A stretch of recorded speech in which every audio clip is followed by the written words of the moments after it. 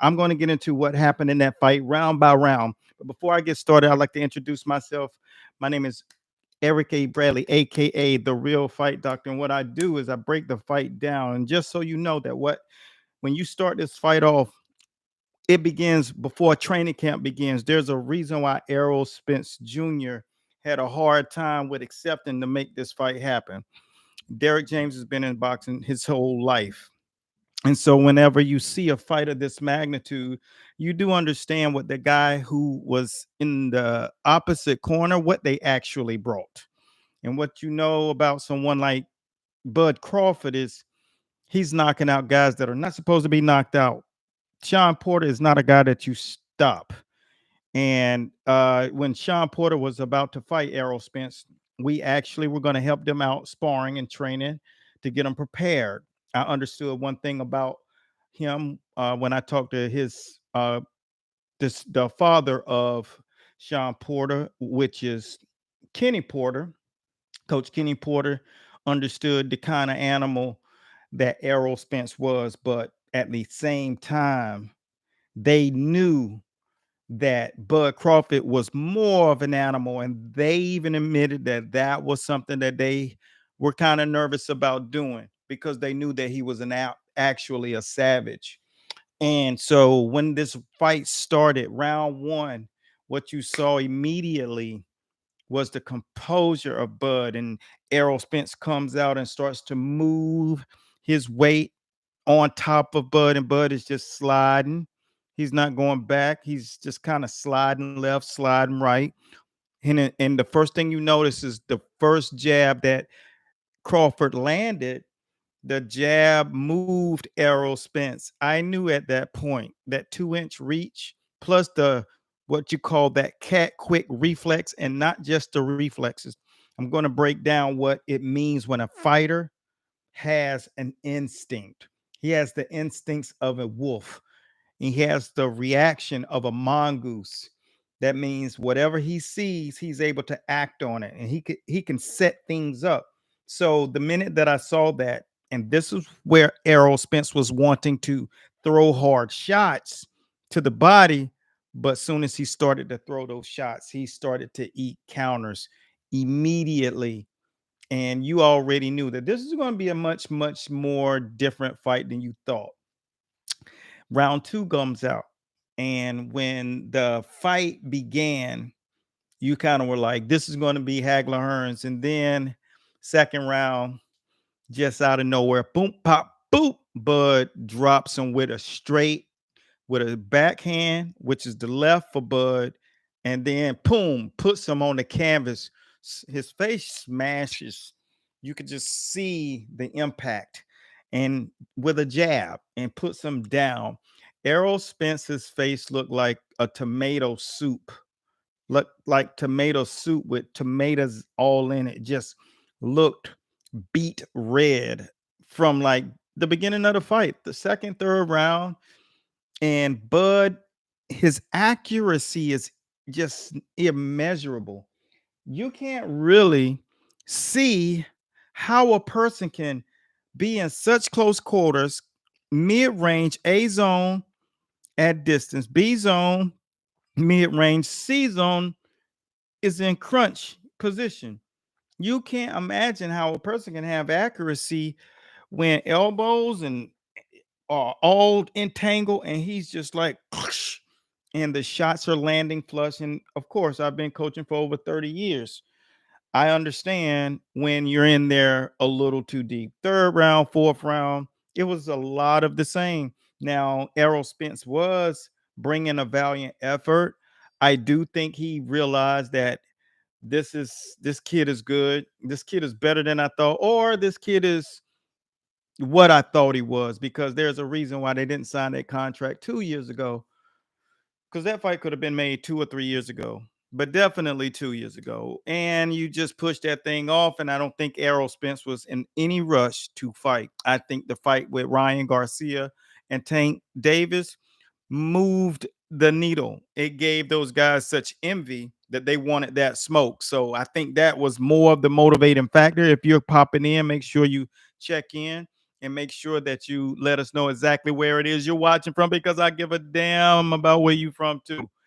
Third, fourth, fifth round, boom, he dropped some 3, 4 times. By the time the end of this fight is segueing, what you're noticing is that Errol Spence has will, but at the exact same time, you got to think about guys who are in this position of Derek James, who are coaches who know that their fighter is being bested. You know, you're not used to seeing him look like he's just totally on Quiz Street. He has no answer for this kid.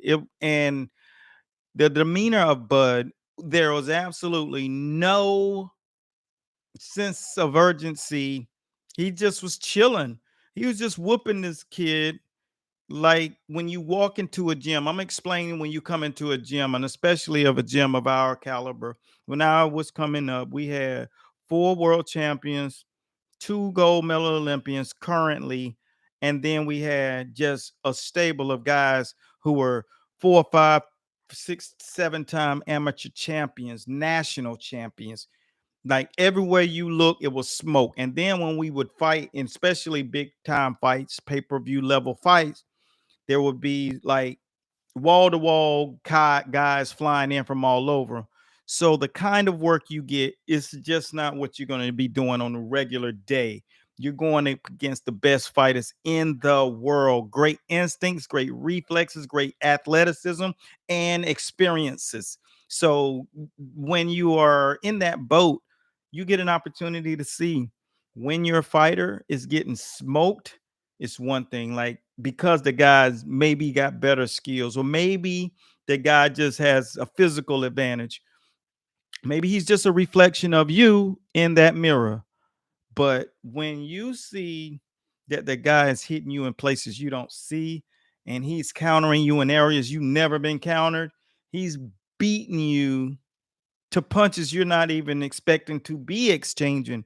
Those are fighter instincts. That's one of the things that you can't teach. James Toney, Dwight Muhammad Cowie, people who have the innate ability to turn anything into offense, whether you're throwing and they're countering, or you're throwing and they're timing you, throwing it at the exact same time, or if you're in a position where you're retreating and then they just decide to go ahead and lead. And that's what you saw. He was throwing heavy punches, he was leading, he was setting punches up, he was catching at the exact same time. There was every element, and Bud didn't even get to the point where he was turning it on yet. And it's just so ironic. I'm going to explain to you what makes him so unique, because it's like when he throws his offense, he's throwing punches, and it's like his arms just extend an extra 8 inches when he throws his punches. And when you guys get an opportunity to watch the replays, you'll see some of the shots, and they were just like when he throw looping shots, it's like his arms just extend. And it was just Errol stood no chance. Like you just think about this.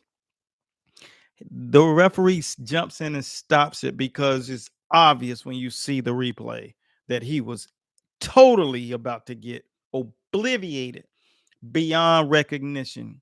He already looked like Martin Lawrence when Will Smith was in the movie Hitch and ate shrimp or seafood and was allergic and swole up. Pull up Will Smith Hitch, allergic reaction. That's what he looked like. And you just knew that this was it. You knew it by the third round that this fight was going to go to Bud Crawford decisively and by knockout, and it was. So hopefully this was something that was informative to you. If it was, make sure that you continue to follow for more. But until right now, we're about to get out and check out the other fights going on. We got guys down here from Boca Raton fighting Dustin Poirier over here in the UFC. So until next time, continue blessings for more. If you like what you heard, continue to hang around for some of the other stuff that we get into. But Bud Crawford, without hands down, even over Inoue, because Inoue was fighting a guy who was jet lagged, and you can't even compare what he was doing. What's up, champ? Let me know where you're watching from. Oh, that's Stace. Hey, baby. And it's no comparison who's pound for pound. He just took a world champion guy who is Olympic pedigree, who's destroyed everybody that stood in front of him, and he took him to school. And that's what happens at the elitist of levels of boxing. So until next time, keep blessing, man. I'll see you guys soon in the winner's circle. Coach Bradley, and I'm out. Peace. All right, that's on the record.